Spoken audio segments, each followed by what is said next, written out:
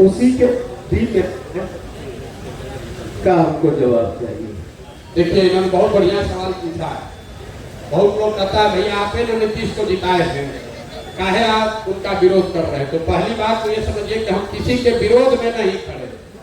हम ना नीतीश के खिलाफ कुछ बोले, ना तो भाजपा के खिलाफ बोल रहे हैं, ना लालू के खिलाफ बोल रहे हैं। हमने शुरुआत ही की है कि जिसने जो काम किया है उसका सम्मान है, उसके उस बात को मान लीजिए, लेकिन बिहार की दशा सुधरनी चाहिए। अब नीतीश का पहले समर्थन क्यों किए थे ये समझ लीजिए।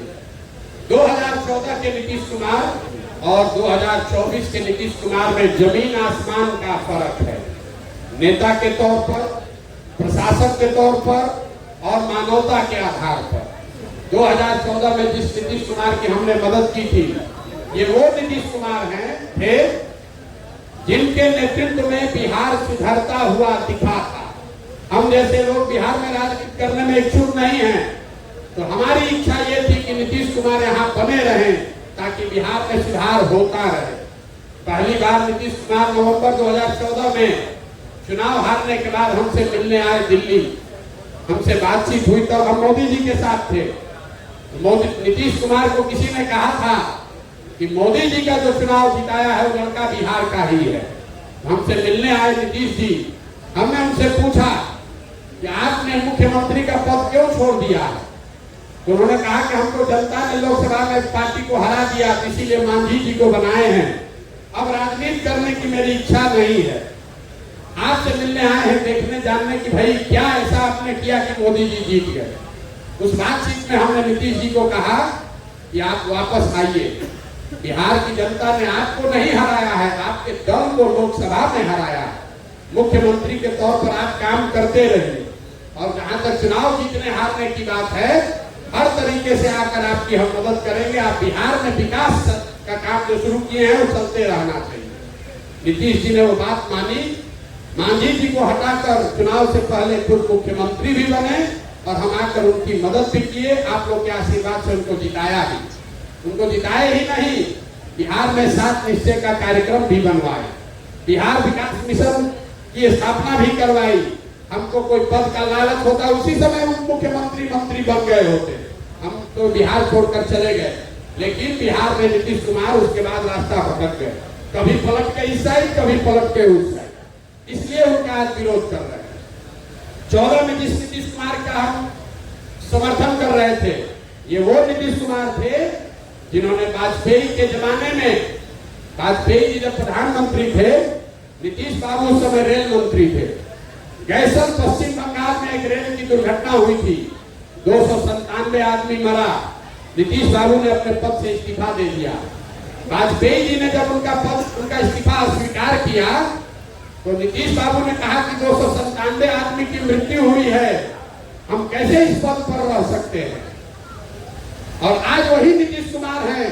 कोरोना के दौरान हजारों बिहार के लोग का उनकी दुखद मृत्यु हो गई, लाखों बच्चे बिहार के मारे मारे फिर रहे थे। वही नीतीश कुमार घर से बाहर नहीं निकले, इसलिए आज उनका विरोध कर रहे हैं। 2014 में जिस नीतीश कुमार का हमने मदद किया, 2014 में नीतीश कुमार चुनाव नहीं हारे थे, उनके पार्टी को जनता ने लोकसभा में हराया था। आज नीतीश कुमार चुनाव हार गए हैं। 14 में नीतीश कुमार चुनाव नहीं हारे थे और राजनीतिक मोरालिटी के नाम पे उन्होंने पद छोड़ दिया था, इसलिए उनका मदद करने गए। आज 2020 में नीतीश कुमार चुनाव हार गए हैं। 243 के लोग विधानसभा में, 42 को उनका विधायक जीता है। लेकिन आप और हम देख रहे हैं कि कभी लालटेन पर लटक कर, कभी कमल पर बैठ के ये आदमी कुर्सी छोड़ना नहीं चाहता, इसलिए इसका विरोध कर रहा है। और एक और सबसे बड़ी बात आप समझिए, लोकतंत्र में किसी पर भरोसा, विश्वास, वोट 5 वर्ष के लिए है, जीवन भर की गुलामी नहीं है। 5 वर्ष पर चुनाव क्यों होता है? 5 वर्ष पर चुनाव क्यों होता है? 10 वर्ष पर भी तो हो सकता था। 5 वर्ष पर चुनाव इसलिए होता है कि जिस नेता पर, दल पर, विचारधारा पर आपका भरोसा है, आप उसके साथ खड़ा होइए, उसको वोट दीजिए, उसको जिताइए। लेकिन वो दल, वो नेता, वो विचारधारा अगर आपके और आपके बच्चों के लिए काम नहीं करती है, तो वही संविधान आपको बताता है कि नागरिक होने के नाते आपकी जिम्मेवारी है कि जिस आदमी को आपने जिताया है उसी आदमी को कुर्सी से नीचे भी उतारिए, नहीं तो आप लोग तो राजतंत्र ला दीजिएगा। एक बार मोदी जी को वोट दे दिए तो जीवन भर उन्हीं को देते रहेंगे। एक बार नीतीश का मदद कर दिए, उन्हीं को अगर हमेशा रहना है तो फिर चुनाव का जरूरत क्या है? कह दीजिए कि जब तक नीतीश कुमार जिंदा रहेंगे उनका विरोध नहीं होगा, काम करे चाहे न करे उनको वोट देते रहे। ये आपकी सोच हो सकती है, हमारी सोच नहीं है। काम के आधार पर, उनके ट्रैक रिकॉर्ड के आधार पर उनका मदद किए थे। अभी 5 वर्ष से उन्होंने काम अच्छा नहीं किया है, इसलिए उनका विरोध कर रहे हैं। अब आप बताइए कि उनका विरोध होना चाहिए कि नहीं होना चाहिए? ना सब लोग बताइए, तो सवाल तो करना पड़ेगा। नीतीश बाबू है जब मुख्यमंत्री, उनका समर्थन होना चाहिए कि विरोध होना चाहिए? भाई साहब, ये आदमी अभी देखिए 5 दिन पहले आप टीवी मीडिया में सुन रहे हैं कि बिना नीतीश कुमार के समर्थन के मोदी प्रधानमंत्री नहीं बन सकते। मोदी जी के बगल में बैठे हुए, बिना इनके समर्थन के दिल्ली में सरकार नहीं बनेगी।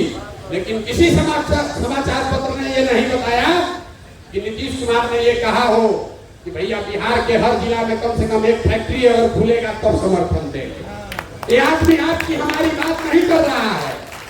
उस आदमी को अपने दल के नेताओं की भी चिंता नहीं है। लोग कह रहा था कि बड़का मिनिस्ट्री मिलेगा, कुछ नहीं मिला। क्यों नहीं मिला? क्योंकि नीतीश कुमार को अपने नेताओं के लिए मिनिस्ट्री भी नहीं चाहिए। उनको एक ही चीज चाहिए कि भाजपा वाले डर के मारे कह दिए कि 25 के बाद भी तुम ही मुख्यमंत्री रहोगे, बाकी बिहार की जनता भाड़ में जाती हो तो जाए। अब आप बताइए कि ऐसे आदमी का समर्थन होना चाहिए कि विरोध होना चाहिए? यहाँ जरा बताइए तो, होना चाहिए कि नहीं होना चाहिए? इसीलिए तो गांव-गांव घूम रहे हैं। अपना कोई निर्णय नहीं है, जो जनता कह रही है वही कर रहे हैं। आप कह रहे हैं कि इस आदमी का विरोध होना चाहिए। जितने यहाँ राजनीतिक ज्ञानी लोग हैं, जरा आप सोच के बताइए कि नीतीश बाबू कोई बढ़िया मिनिस्ट्री क्यों नहीं मांगे हैं अपने दल के लिए? आप नीतीश को इतना नहीं जानते हैं जितना हम जानते हैं। नीतीश बाबू इसलिए बड़ा मिनिस्ट्री नहीं लिए हैं कि कोई बड़ा मिनिस्ट्री ले लेगा तो उनके दल में कोई दूसरा कंपटीटर खड़ा हो जाएगा। इसलिए ऐसा मिनिस्ट्री दो कि मिनिस्टर भी रहे, उसके पास काम करने का कुछ अवसर भी न रहे। लेकिन नुकसान किसका है? नुकसान बिहार और बिहार की जनता का है। ऐसे आदमी को आप वोट देते रहना चाहते हैं तो आप दीजिए, हम तो मत देने वाले। बहुत बहुत धन्यवाद।